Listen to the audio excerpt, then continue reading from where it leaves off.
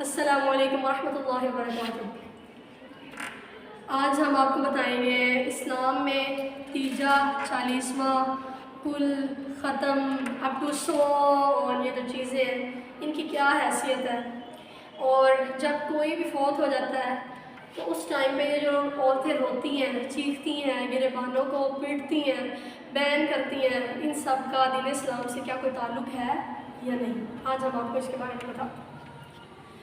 سب سے پہلی چیز ہم آپ کو یہ بتاتے ہیں کہ دین اسلام کے اندر تیجا، 40واں، کل، 7واں، یہ جو بھی چیزیں ہیں نا یہ ہیں ہی نہیں، ان کا کوئی کنسیپٹ نہیں ہے۔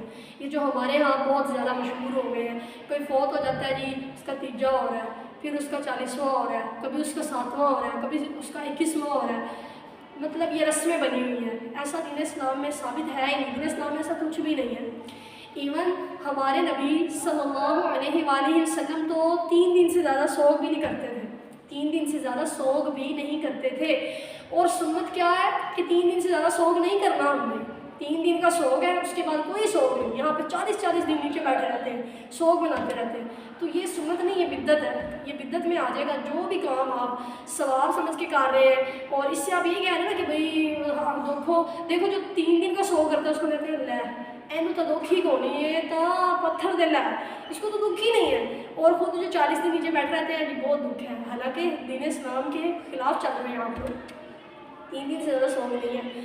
ہمارے پیارے نبی صلی اللہ علیہ وآلہ وسلم کی 4 بیٹیاں تھیں، سیدہ زینب سلام اللہ علیہا، سیدہ رقیہ سلام اللہ علیہا، سیدہ ام کلثوم سلام اللہ علیہا، اور سیدہ فاطمہ الزہرا سلام اللہ علیہا۔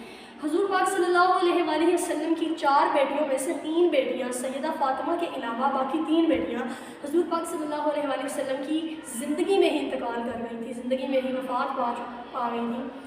تو حضور پاک صلی اللہ علیہ وآلہ وسلم نے اپنی ان تینوں بیٹیوں کا نہ کوئی تیجا کیا ہے، نہ کوئی 7واں کیا ہے، نہ کوئی 21واں کیا ہے، اور نہ ہی کوئی 40واں کیا ہے۔ تو حضور پاک صلی اللہ علیہ وآلہ وسلم کو کیا اس چیز کا علم نہیں تھا، نعوذ باللہ استغفر اللہ، کہ یہ سارے ثواب کے لیے جی بہت ضروری ہے، میری بیٹیوں کے لیے بہت ضروری ہے؟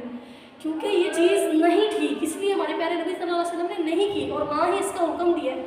تو ہم اس چیز کو کیسے افضل سمجھ سکتے ہیں؟ ہم نے تو وہ کرنا ہے نا جو سنت عمل ہو۔ جب حضور پاک صلی اللہ علیہ وسلم اپنی بیٹیوں کے لیے یہ کام نکالے تو ہم اور میں کیوں کر رہے ہیں؟ ہم اور آپ سب۔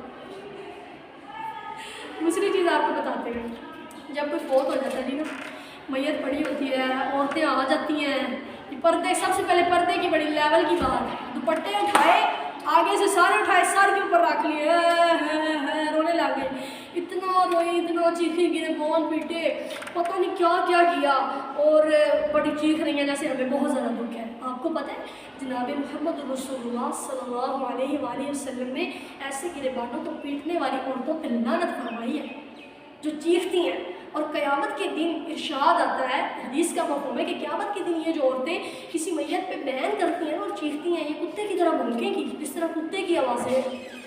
تو اس چیز سے گریز کرنا چاہیے، ایسا بالکل بھی نہیں کرنا چاہیے، کریں وہ جو سنت عمل ہے۔ اس سے دور دور تک اسلام کا کوئی تعلق نہیں ہے، یہ چیخنا، یہ رونا، یہ پیٹنا، یہ چلانا، یہ بالکل غلط چیز ہے، بالکل غلط۔ کیا کوئی کتا بننا پسند کرتا ہے؟ کسی کو تو آپ گالی کے طور پہ کتا کہنا تو وہ آپ کی جان نکال دیں، اور جس طرح کی ہماری حرکتیں ہیں، ہمارے نبی ہمیں کہہ رہے ہیں کہ اگر اس طرح کرو گے تو قیامت کے دن ایسے ہی لگو گے جیسے کوئی کتا بھونک رہا ہے۔ اور اس سے بھی بڑی دکھ والی بات یہ ہے کہ جب میت پڑی ہوتی ہے، سب رو رہے ہیں، چیخ رہے ہیں، اور عجیب ماحول بنا ہوا ہے، اور ہمیں پتہ ہی ہے، آپ سب کو پتہ ہے، سب کے گھروں میں ہونا یہ۔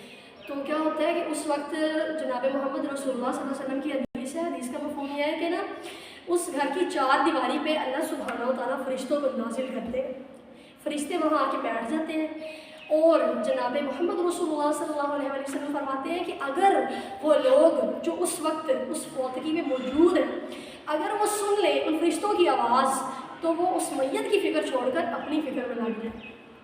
اب آپ خود دیکھیں کتنی کرٹیکل حدیث ہے ہمارے سامنے، لیکن ہمیں پھر بھی شرم نہیں آ رہی، حیا نہیں آ رہی، ہم ایسے لگے ہوئے ہیں جاہلوں کی طرح۔ کیا ہم رسول پاک صلی اللہ علیہ وسلم کی امتی کہلانے کے قابل ہیں؟ ہمارا کون سا کام، کون سا طریقہ سنت کے مطابق ہے؟ بس ہم نے نبی پاک صلی اللہ علیہ وسلم کا نام ایک لیا ہوا ہے اور بس چل دیے، کام ہم نے کوئی ان کی سنت کے مطابق نہیں کرنا۔ تو ایسی باتوں سے گریز کیا کریں۔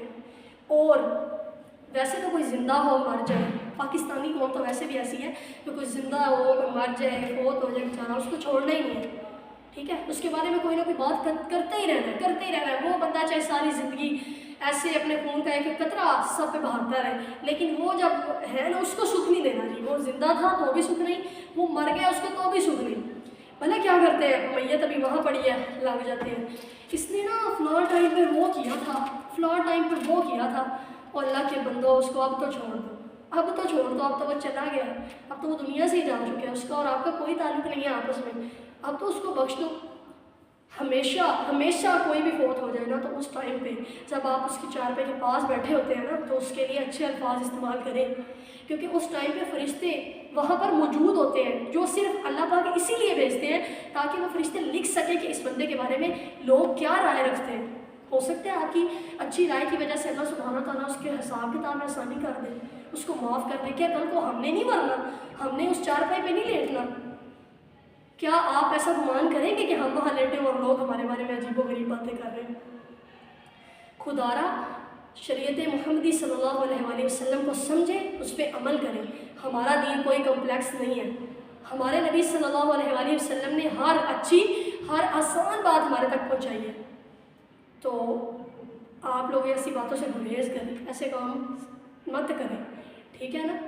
جو سنت عمل ہے اسی میں ہی بہتری ہے، اور جو سنت ہے ہی نہیں وہ بدعت ہے، یہ ایڈیشننگ ہے۔ یہ کہتے ہیں کہ کیوں کر رہے ہیں جی آپ یہ تیجے چالیس میں؟ جی اصال ثواب کے لیے، یہ سال ثواب کے لیے۔ جی کون سا ہے سال ثواب؟ جو نہ نبی سے ثابت ہے، نہ جو اہل بیت سے ثابت ہے، نہ جو صحابہ سے ثابت ہے، نہ تابعین و تبع تابعین سے ثابت ہے۔ واہ بھائی واہ، ان کو نہیں پتا تھا اس سے سال ثواب کا، امت ایام والے لوگوں کو پتہ چل گیا۔ پلیز سنت کو اپنائیں، بدعات سے دور رہیں۔ لٹرلی اسپیکنگ جو بندہ توحید کو سمجھ گیا وہ شرک سے دور ہو گیا، اور جو بندہ سنت کو سمجھ گیا وہ بدعت سے دور ہو گیا۔